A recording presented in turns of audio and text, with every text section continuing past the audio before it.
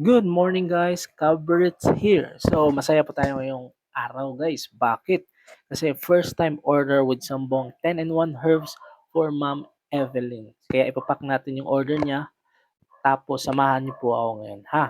So 10-in-1 Sambong herbs tea guys. Meron na po siyang malunggay, guyabano, paragis, ampalaya, lemongrass, peppermint.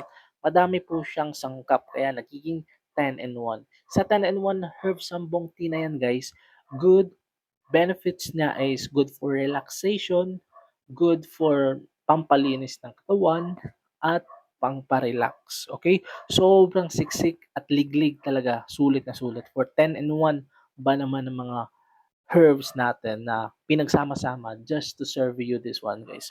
So kita nyo sa video guys, meron yan sa tea. Lalagay natin sa plastic yan para hindi po siya masyadong madumihan on shipment. Para ma-receive ni Ma'am Evelyn yung product na hindi po siya nagkakaroon ng alikabok. Alright? So lagyan natin ng thank you for your order.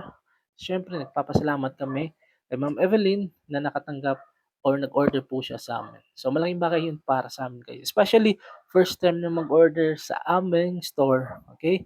So milestone po namin ngayon. Okay, so i-share po namin sa inyo guys kung paano siya i-pack. Yan. So lalagyan lang namin ng box para maganda po siya tingnan at presentable po siya para ma-receive niyo po siya ng maganda at kaaya-aya. And then, right after that, isi-seal po natin yan para, of course, kayo mismo ang unang-unang mag-open ng box. Parang nagre-regalo po kami sa inyo ng magandang product para sa inyo. Ha? Okay? So, lalagay natin yan dyan.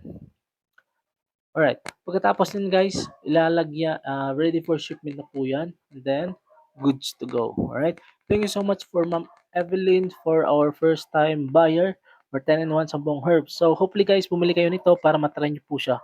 Nasa yellow basket lang. Salamat, bye. Thank you.